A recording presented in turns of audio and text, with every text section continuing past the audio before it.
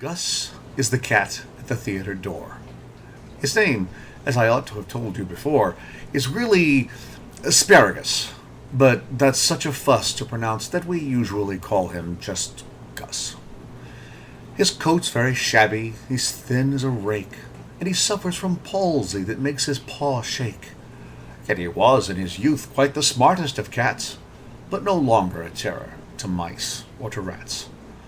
For he isn't the cat that he was in his prime, though his name was quite famous, he says, in its time.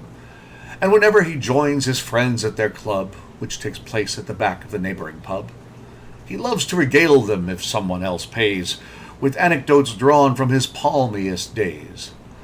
For he once was a star of the highest degree.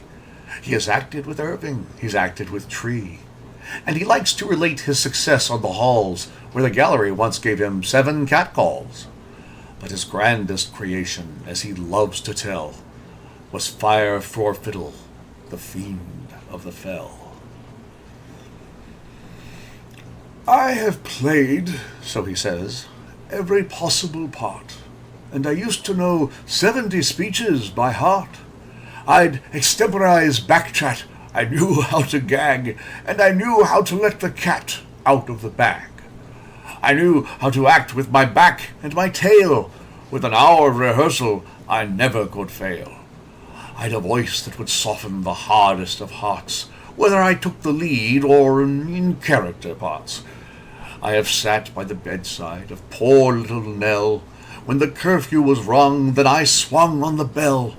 In the pantomime season, I never fell flat, and I once understudied Dick Whittington's cat. But my grandest creation, as history will tell, was Fire for Fiddle, the fiend of the fell. Then if someone will give him a toothful of gin, he will tell how he once played a part in East Lynne. At a Shakespeare performance he once walked on Pat, when some actor suggested the need for a cat. And he once played a tiger, could do it again, which an Indian colonel pursued down a drain.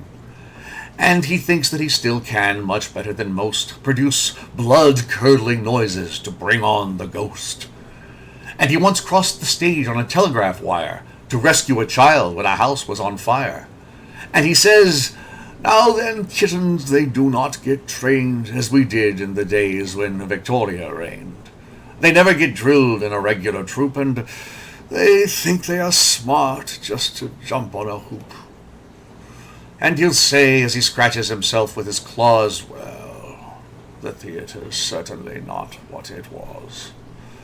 These modern productions are all very well, but there's nothing to equal from what I hear tell. That moment of mystery, when I made history, as Fire for Fiddle, the fiend of the fell."